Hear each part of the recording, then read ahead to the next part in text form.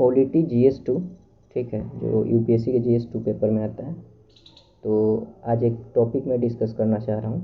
तो उसका पेशा है, जो पेशा का फुल फॉर्म होता है Panchayat extension to the scheduled area act 1996, ठीक है। तो ये हाल ही में मुद्दे में रहा, जो छत्तीसगढ़ 7वां राज्य है, नोटिफाइड किया है जो पेशा को, Panchayat extension to the scheduled area act को। तो 7वां राज्य, इसके पहले मतलब 5 राज्य हैं, जो आंध्र प्रदेश है, गुजरात है, हिमाचल प्रदेश है, महाराष्ट्र है, तेलंगाना है, ठीक है। ये आप यहाँ देख सकते हैं कि कौन कौन है, ये है। और 7वां कौन बना है? छत्तीसगढ़ बना है। इसके पहले मतलब कि 10 राज्य शामिल थे, जिसमें 3 राज्यों ने उसको एक्सेप्ट नहीं किया। और 3 राज्य में वो कौन कौन है? उड़ीसा है, आपको झारखंड है, और एक मध्य प्रदेश है, जो उन्होंने नोटिफाइड नहीं किया। तो पेशा को रिकमेंड किसने किया था? तो रिकमेंड दिलीप सिंह भुइया कमेटी, जो कि मिनिस्ट्री ऑफ पंचायती राज के नोडल बॉडी के अंदर है, ठीक है। फिर आगे बोलते हैं कि इसमें देखिए कॉन्स्टिट्यूशन में किस में आता है? पार्ट 9 में आता है, आर्टिकल 244 में आता है, शेड्यूल 5 में आता है। क्वेश्चन मतलब कि जहाँ तक हो सकता है कि पूछ भी दिया जाएगा, ठीक है। ऐसे ही क्वेश्चन पूछते हैं स्टेटमेंट द्वारा, मतलब यूपीएससी में, ठीक है। यूपीएससी हो चाहे कभी कभी पीसीएस में भी आ जाता है। पीसीएस में तो फैक्ट पूछा जाता है। फैक्ट आप देखते होंगे कि आजकल बहुत फैक्ट चल रहा है पीसीएस में, जो कि बिहार पीसीएस हुआ, यूपी पीसीएस में स्टेटमेंट में फैक्ट दे रहा है। तो ऐसे पूछ सकता है क्वेश्चन। आगे बढ़ते हैं, इसके पावर क्या है?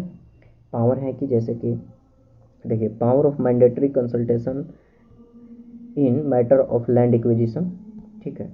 Prevent alienation of land and restore alienated land. क्या कह रहा है कि इस कंसल्ट किस संदर्भ में कह रहा है कि लैंड एक्विजिशन का मतलब होता है भूमि अधिग्रहण। तो भूमि अधिग्रहण को रोक लगा सकते हैं और इसको रिस्टोर भी कर सकते हैं, ठीक है। फिर आगे देखते हैं, और कह रहा है कि to central institution and functionaries in all social sector local plan. Social sector और पूरे मतलब जो लोकल प्लान रहते हैं उसको भी कर सकता है सेंट्रल इंस्टीट्यूशन, ठीक है, फंक्शन कर सकता है। तो आगे बढ़ते फिर, to manage minor water bodies, ownership of minor forest produce. अब जो कि फॉरेस्ट में जो उत्पादन होता है उसको ऑनरशिप मतलब ये कर सकता है माइनर फॉरेस्ट का। फिर होता है कि वाटर बॉडीज़ को वो कर सकते हैं, मैनेज कर सकता है। फिर आगे बढ़ते हैं कि एक ये सबसे मुद्दा वाली चीज़ है कि मतलब कि ये कंजप्शन जो सेल बिकता है, कंज्यूम किया जाता है किसको? शराब, जिसको लिकर बोलते हैं, शराब लिकर को, फिर विलेज मार्केट को ये रेगुलेट और रिस्ट्रिक्ट भी कर सकता है, ठीक है। आगे बढ़ता है, resettlement and rehabilitation and prospecting licence mining leases for minor minerals शब्द आया है। माइनर मिनरल्स कितने लोग को मतलब कि कितने लोगों को पता होगा, कितने लोगों को नहीं पता है, तो कोई बहुत बड़ी बात नहीं है, आप उसको देखिएगा। लेकिन मैं बता देता हूँ कि मिनरल्स 2 तरीके से कैटेगराइज किए गए हैं। और कैटेगराइज किस में किए गए हैं? तो इसका एक एक्ट है 1957 का, जिसको बोलते हैं mines and minerals regulation and development act. क्या बोलते हैं? Mines and minerals regulation and development act 1957 section 1A में इसको 2 तरीके से बांटा गया, एक माइनर में एक मेजर में। तो माइनर के अंदर क्या आता है भाई? तो कैटेगराइज देखिए क्या किया गया है। इसमें 87 मिनरल्स को कैटेगराइज किया गया है, जिसमें 4 जो होता है फ्यूल है, 11 जो होता है मेटेलिक है, 22 जो होता है नॉन मेटेलिक है। आप लोग मतलब कि देख सकते हैं 3 एटॉमिक हैं, ठीक है, और 23 माइनर मिनरल्स हैं, जैसे कि including building and other material, समझ रहे हैं। तो ये होता है माइनर। और मेजर में क्या होगा? मेजर में देख लीजिए, मेजर में होता है कैल्शियम हो गया, फास्फोरस हो गया, मैग्नीशियम हो गया, सोडियम हो गया, पोटेशियम हो गया, क्लोराइड हो गया एंड सल्फर हो गया, ठीक है। तो इसको कह सकते you only need a small amount of trace minerals, ठीक है। ये इतने चीज़ हैं, समझ गए मिनरल्स, माइनर मिनरल्स का। तो माइनर मिनरल्स में ये चीज़ें, तो उसको क्या करता है? उसको रिसेटलमेंट के देता है, रिहेबिलेशन भी करता है माइनिंग को, लाइसेंस को उसके, ठीक है। अब आगे बढ़ते हैं, ऑब्जेक्टिव क्या क्या है इसके। तो ऑब्जेक्टिव क्या क्या है भाई?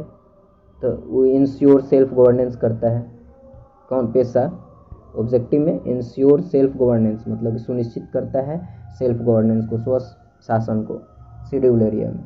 फिर आगे बोलते हैं giving a special power to the gram sabha, special power देता है किसको, ग्राम सभा को, किस चीज़ में, management of natural resources, manage कर सकता है, प्रबंधन कर सकता है किसमें, नेचुरल रिसोर्सेज को। फिर आगे बढ़ते हैं recognise the right of tribal communities and protect tribal people from money lender. क्या करता है यहाँ पे देखिए लिखा हुआ है recognise the right of tribal communities, पहचान करता है इसके अधिकारों की बात कर रहा है, ट्राइबल कम्युनिटीज़ की, जनजातीय समुदाय के अधिकारों की बात करता है। उस क्या करता है उसके बाद, और प्रोटेक्ट करता है ट्राइबल पीपल किससे, मनी लेंडर से। मनी लेंडर से मतलब आप समझ रहे हैं जो बड़े बड़े साहूकार होते हैं उसको, उससे प्रोटेक्ट करता है ये, ठीक है। फिर provide them ownership on minor forest produce, minor water bodies communities and asset, वो पीछे भी उधर भी बात किए होंगे, ठीक है, जिसमें हम लोग ग्राम सभा के पावर पर बात किए थे। अब आइए चैलेंजेस क्या क्या हैं। देखिए क्या होता है कि कोई भी एक्ट बनता है हमारे यहाँ, मतलब कि इंडिया में, तो इंडिया में कुछ फॉल्टें होती हैं, कुछ सही भी होते हैं, कुछ गलत भी होते हैं। जैसे आप लोग फार्मर एक्ट के बारे में देख चुके होंगे, जो APMC एक्ट आया था, फार्मर एक्ट, ठीक है, उसमें भी बहुत सारे, तो उसके लिए जो विरोध प्रदर्शन किया गया, सरकार ने उसको वापस भी लिया। और ऐसे हैं तो कुछ कुछ फॉल्ट होती हैं, कुछ कुछ सही चीज़ें होती हैं, तो हम लोग उतना अंदर नहीं जाएंगे। हम लोग देखेंगे चैलेंज क्या है। चैलेंज में देखते हैं इसमें लैक ऑफ क्लियरिटी है, क्लियरिटी नहीं है, किसी भी चीज़ में क्लियरिटी होनी चाहिए ताकि लोगों को समझ में आए, ठीक है, लोगों को समझ में आना चाहिए, तभी तो मतलब हम उसके बारे में जानेंगे, उससे जुड़ेंगे। आज तक गाँव में जो है, रूरल एरियाज़ में बहुत लोगों को ग्राम सभा के बारे में भी नहीं पता है कि उसके अधिकार क्या क्या हैं, ठीक है। बाकी देखिए वो सब चीज़ें बाद में बात करेंगे किसी दूसरे टॉपिक में, आगे बढ़ते हैं। फिर उसमें ओवरलैपिंग है फंक्शन का, फंक्शन जो है ओवरलैपिंग किया गया है, बहुत सारी चीज़ें समझ में नहीं आती, उलझाव हो जाती हैं, ठीक है। फिर नॉट सफिशिएंट इंस्टीट्यूशनल मैकेनिज्म, ठीक है, ये जिसको अपर्याप्त मात्रा में इंस्टीट्यूशनल मैकेनिज्म है, ठीक है, एक्सपर्टीज़ नहीं है, एक्सपर्टीज़ होनी चाहिए उसको समझने के, नॉट है प्रॉपर अंडरस्टैंड, मतलब प्रॉपर रूप से समझ में नहीं आता है, तो एक्सपर्टीज़ को होनी चाहिए उसको। फिर इम्प्लीमेंटेशन सही से होना चाहिए, ट्रांसपेरेंसी होनी चाहिए, ठीक है, पारदर्शिता भी होनी चाहिए। और आगे देखते हैं gap in adoption of PESA and its implementation is a letter and spirit. सबसे मुद्दा ये है इम्प्लीमेंट सही से नहीं होता है, तो इम्प्लीमेंट तब होगा जब ट्रांसपेरेंसी रहेंगी, पारदर्शिता रहेंगी, ठीक है, लोगों में जागरूकता भी रहना चाहिए। तो आगे बात करेंगे हम लोग, जागरूकता की कमी के कारण भी होता है, ठीक है। अब देखिए वायलेशन ऑफ प्रोविज़न अंडर पेशा, इसके प्रोविज़न का वायलेट किया जाता है। वायलेट मतलब उल्लंघन, बहुत सारे ऐसे नियम हैं बड़े बड़े लोगों के लिए, मतलब कि इस पेशा में, जो कि अब मान लीजिए माइनिंग की ही बात हम लोग कर रहे थे, तो माइनिंग गाँव रूरल एरियाज़ में जो पंचायत लेवल में जो होता है, जो बड़े बड़े लोग हैं, पैसे वाले लोग हैं, वो क्या होता है, पैसे वाले लोग क्या करते हैं, अपने दम पावर से को, मतलब कि क्या करते हैं, पावर से के बल पे उसको मतलब कि अधिग्रहण कर लेते हैं, सब्जगुएशन कर लेते हैं, ठीक है। तो इन सब चीज़ों को नहीं होना चाहिए, तभी जाकर सफल होगा। फिर आगे बढ़ते हैं लिमिटेड ऑटोनॉमी, इसका जो ऑटोनॉमी है वो लिमिटेड है, सीमित है, तो उस पर थोड़ा सा उससे रिजिडिटी कम होनी चाहिए, फ्लैक्चुएशन होना चाहिए, फ्लैक्सिबिलिटी होनी चाहिए। फिर देखिए यहाँ लैक ऑफ अवेयरनेस की बात कर रहे हैं, जागरूकता की कमी है, ये भी है। तो लैक ऑफ अवेयरनेस को बढ़ाना चाहिए, मतलब कि अवेयरनेस को बढ़ाना चाहिए हर जगह पे, पूरे कम्प्लीटली बढ़ानी चाहिए।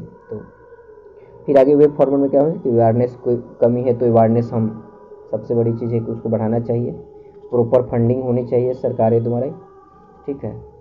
वुमेन पार्टिसिपेशन होते हैं, कितने लोग तो वुमेन के नाम पे क्या बताते हैं, वुमेन के नाम पे होता है कि बाहर में निकलने नहीं दिया जाता है, गांव में काम करने जाओ। बड़े बड़े मिडिल वर्ग में देखिए औरतें घर में ही रहती हैं, उनको पार्टिसिपेट नहीं करने दिया जाता है। यही कमी है वुमेन एम्पावरमेंट, इसीलिए मतलब प्रॉपर अब तो होने लगा, पहले तो और नहीं था वुमेन पार्टिसिपेशन।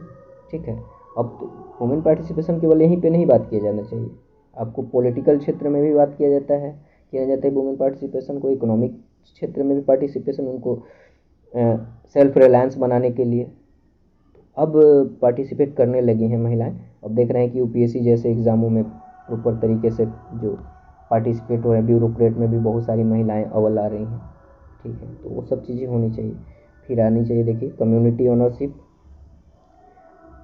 लॉ, हाँ यूनिफॉर्मिटी की बात किया जाता है कि इसमें लॉ में यूनिफॉर्मिटी होनी चाहिए, उसमें समरूपता होनी चाहिए, समरसता होनी चाहिए, समरसता जिसको समरसता बोलते हैं, समरूपता बोलते हैं, उसमें गैप नहीं होना चाहिए लॉ में कि हमारा किसी के लिए ये लॉ होना चाहिए तो किसी के लिए वो लॉ नहीं, सबके लिए समान। ठीक है, यहाँ भी वही बात करते हैं, urgent need to amendment Indian forest act, जैसे इंडियन फॉरेस्ट एक्ट में को अमेंड करिए, लैंड एक्विजिशन बिल को अमेंड करिए, जिसमें यूनिफॉर्मिटी आनी चाहिए लॉ में। तो ये सब चीज़ें हैं। बाकी आगे अगर आज वीडियो अच्छा लगेगा तो आप लोग अगर सपोर्ट करेंगे तो फिर आगे भी बनाया जाएगा ऐसे, और प्रॉपर तरीके से एक नोट्स के रूप में। बाकी